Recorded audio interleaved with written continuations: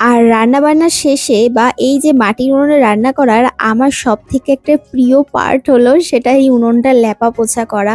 আমার ভীষণ ভালো লাগে। তো দেখো এখানে কিন্তু মাটি গুলিয়ে রাখি তো একটা গামলার মধ্যে, সেখান থেকেই একটু জল মিশিয়ে প্রত্যেকদিন ওই মাটিটা শক্ত হয়ে যায় মাঝে মাঝে। তো একটু জল রেখে দিই, তার মধ্যে একটু নরম হয়ে কাদা গোলা যেরকম হয়, কাদা মাটি ঠিক তেমনটাই হয়। তবে মাটির কালারটা একটু অন্যরকম। যেহেতু আমাদের গঙ্গার সাইডে বাড়ি, তো মাটিটা খুব ভালো, মানে খুব সুন্দর। যেরকম আমাদের বিভিন্ন রকম গাছও লাগাই, দেখো কোনো গাছ মোটামুটি মরে যায় না, সব গাছই বেঁচে থাকে। তোমরা অনেকে জিজ্ঞাসা করো যে কণিকা দি কি সার দাও, কিভাবে এত গাছ বেঁচে থাকে। তো এটাই একটা বিশেষ কারণ। আর তারপরে গাছের তো এক্সট্রা যত্ন থাকেই, সেটা তো একটু করতেই হয়। তবে আমার এটা করতে খুব ভালো লাগে। তো দেখো উনুনটা যেহেতু আমাদের ছাদের ওপরে, উনুনটাকে ভালো করে লেপে চারপাশ থেকে ওরকম বর্ডার দিয়ে দিয়েছি যাতে দেখতে ভালো লাগে।